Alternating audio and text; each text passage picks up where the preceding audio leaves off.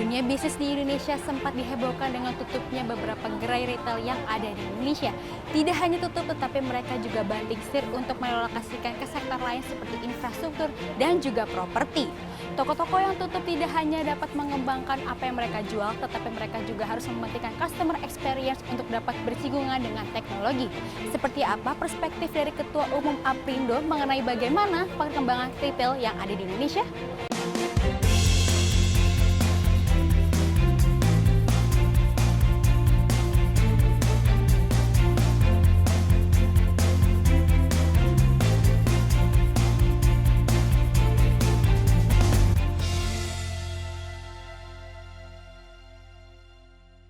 Retail yang meredup sudah dimulai sejak tahun 2017.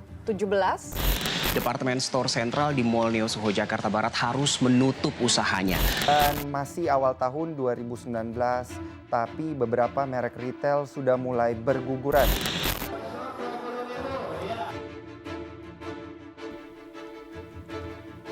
Gelombang revolusi industri 4.0 membawa dampak besar bagi industri retail di Indonesia. Salah satunya soal masalah pemutusan hubungan kerja atau PHK. Meskipun diprediksi akan terjadi PHK yang masif di industri retail pada tahun depan, Asosiasi Pengusaha Retail Indonesia Aprindo optimis bisnis retail masih dapat terus bertumbuh. Penjualan retail modern ditaksir menembus 256 triliun rupiah pada 2019 atau tumbuh sekitar 10% dari realisasi tahun lalu. Proyeksi tersebut terbilang moderat tetapi masih lebih baik jika dibandingkan dengan capaian pertumbuhan bisnis retail modern pada 2017 yang hanya 3,7%. Penutupan beberapa gerai retail di Jakarta menjadi pertanyaan besar. Apakah perkembangan 4.0 mengancam kestabilan usaha retail offline? Ya, itu konsekuensi logis dari shiftingnya perilaku transaksi belanja kita. Ya, orang sekarang belanja online, belanja tidak melulu harus lewat retail, toko dan macam-macam, tapi lebih mereka memilih online. Dan saya kira retail ke depan harus juga beradaptasi dengan pola perubahan belanja konsumen itu, sehingga mereka juga tidak langsung tutup gitu ya.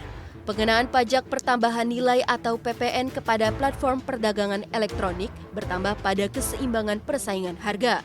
Hal ini dinilai sebagai cara yang tepat dengan harapan menguntungkan berbagai pihak. Aprindo berpendapat bahwa pemerintah berhak meningkatkan penerimaan negara dari perusahaan e-commerce yang berbisnis di Indonesia. Apalagi beberapa perusahaan e-commerce sudah memiliki valuasi hingga triliunan rupiah. Berdasarkan data Aprindo, nilai penjualan retail modern pada 2016, 2017, dan 2018 berturut-turut mencapai 205 triliun rupiah, 212 triliun rupiah, dan 233 triliun rupiah. Aprindo meyakini kinerja industri retail modern pada 2019 akan dipengaruhi oleh tren belanja konsumen yang cenderung wait and see seiring dengan berjalannya tahun politik.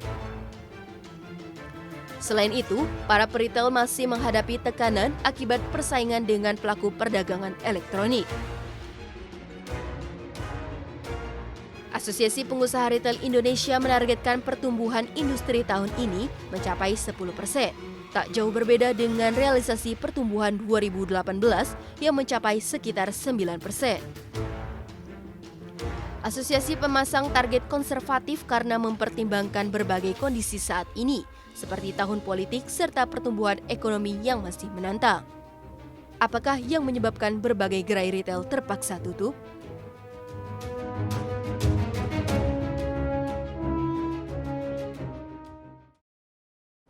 Halo Smart Viewers, Anda kembali menyaksikan Perspektif bersama saya Viana Anita.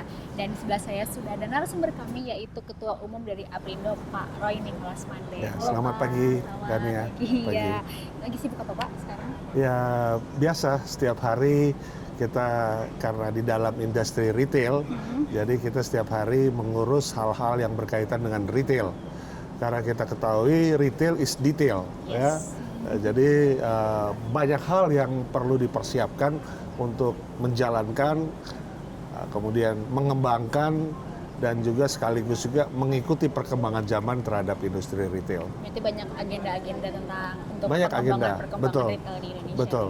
Oke, kalau misalnya kita ngebahas nih tentang retail sendiri nih, sebenarnya gambaran umum dari perkembangan retail di Indonesia itu seperti apa sih menurut Pak Ya. Roy? Saat ini retail di Indonesia atau saya sebut toko modern itu sedang berada pada status anomali, ya. Anomali atau transisi dari zaman sebelumnya, kalau kita sebut sebagai lifestyle shopper, sekarang masuk kepada zaman yang digital, kemudian dengan arus teknologi yang begitu pesat perkembangannya, kita masuk kepada zaman yang kita sebut sebagai lifestyle leisure. Nah, antara lifestyle shopper dan lifestyle leisure ini berbeda sekali. Karena lifestyle shopper berarti orang berbelanja dulu, kemudian mencari kebutuhan yang lain-lainnya. Oh, oke. Kalau lifestyle leisure, orang kulineri dulu, orang mencari hal-hal lain dulu yang berkaitan dengan experience, berkaitan dengan entertain dan lain sebagainya, baru kemudian mereka berbelanja. Nah, ini sesuatu yang berbeda dan kita sebut sekarang ini kita sedang mengalami anomali. Transisi perubahan perilaku konsumen atau changing of the customer behavior. Oke. Mungkin secara singkatnya atau lebih lebih mudahnya itu, orang kalau dulu mungkin lebih belanja dulu nih apa yang kita butuhin dulu. Betul. Gitu. Dibanding kalau misalnya sekarang, mungkin kalau zaman sekarang lebih ke tersiernya, lebih Betul. ke mungkin anak-anak zaman sekarang banyak yang Betul. nongkrongnya dulu, Betul. baru Betul. belanja-belanja. Jadi kayak gitu ya zaman Betul, sekarang. betul, ya. Ya ini ditandai dengan satu perkembangan ya, satu perkembangan atau situasi kalau kita dulu ketika kita masih lifestyle shopper, itu transisi perkembangan toko modern itu dimulai dari minimarket, kemudian supermarket dan hypermarket, ya. Jadi makin ke atas makin luas areal tokonya. Minimarket dengan luasan 200 meter ke bawah, kemudian supermarket dengan luasan 2000 meter ke bawah, dan hypermarket dengan luasan 5000 meter. Ya. Jadi pada saat itu lifestyle shopper, semua toko retail modern berupaya memiliki hypermarket. Karena apa? Karena dengan maksud konsumen sudah tidak berbelanja di tempat yang lain. Jadi semua produk pasti tersedia di dalam hypermarket. Dan itu yang nggak mungkin terjadi di supermarket maupun minimarket.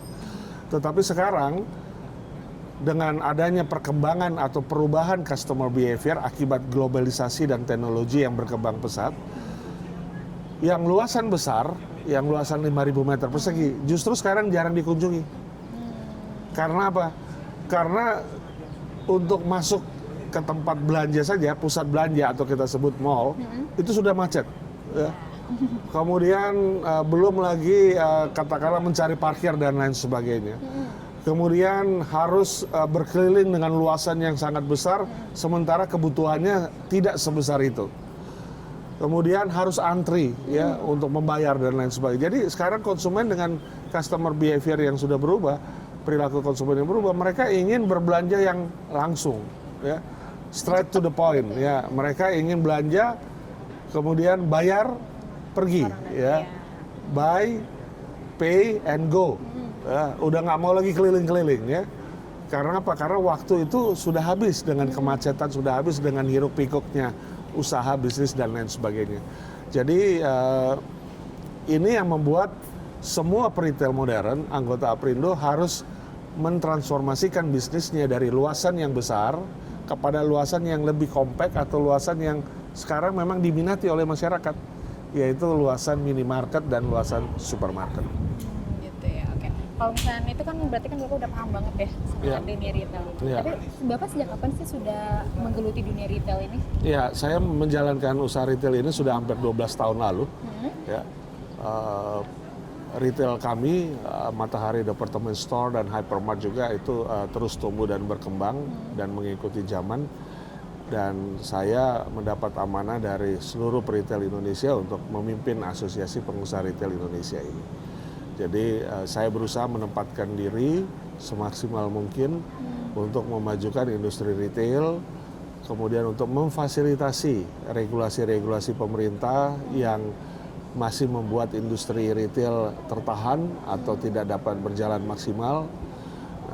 kami terus sampai hari ini berupaya untuk menerobos hal-hal tersebut sehingga diharapkan retail tetap dapat tumbuh dan berkembang. Oke, nah ini kita juga udah bahas ya Pak, dunia retail di Indonesia itu seperti apa. Iya. Kalau misalkan nih online shopping, online shop gitu-gitu Betul. sama salam-salam gitu, itu termasuk retail atau enggak sih Pak Iya, sebetulnya? ada perbedaan yang signifikan antara online dan offline ya. Online berarti berbicara semua transaksi akan dilakukan melewati transaksi internet ya, Internet of Things ya, atau melewati aplikasi ya, atau lebih kerennya ya melewati handphone lah ya, atau melewati komputer. Transaksi dilakukan lewat sarana itu. Kalau offline transaksi dilakukan langsung ya. Namanya sekarang itu di dalam Undang-Undang Nomor 7 Perdagangan, retail modern itu sekarang disebut toko swalayan. Artinya apa? Ya harus mengambil, harus memilih, ya kemudian membawa ke kasir barangnya dan baru bawa pulang barangnya. Jadi ada perbedaan yang signifikan. Tetapi di dalam pelaksanaannya yang saya mau state adalah online sekarang tidak dapat berjalan tanpa adanya offline. Offline tidak dapat berjalan tanpa adanya online. Kita tahu online tertua di seluruh dunia adalah Amazon. Saat ini mereka memiliki toko offline, namanya Amazon Go. Ya. Alibaba, online e-commerce terbesar di China. Saat ini mereka memiliki offline namanya Hema, yang secara fisik store-nya ada. Demikian juga itu offline. Dapat dipastikan seluruh anggota Aprindo, 98% anggota Aprindo, 40.000 toko dengan 600 anggota dari Aceh sampai Jayapura, 98% sudah memiliki bisnis yang namanya online. Jadi offline, physical store-nya tetap ada, tapi mengembangkan lagi channel yang namanya online. Supaya apa? Supaya masyarakat dapat berbelanja juga barang-barang yang ada di fisik store atau yang ada di offline itu melalui online. Berarti bersinggungan ya? Iya, online offline dan offline online itu akan menjadi satu fenomena bisnis industri retail sekarang ini sampai ke depan. Oke. Ini sebenarnya masih banyak banget yang pengen dibahas lagi, tapi tunggu dulu karena kita akan kembali sesaat lagi, tetaplah di Perspektif.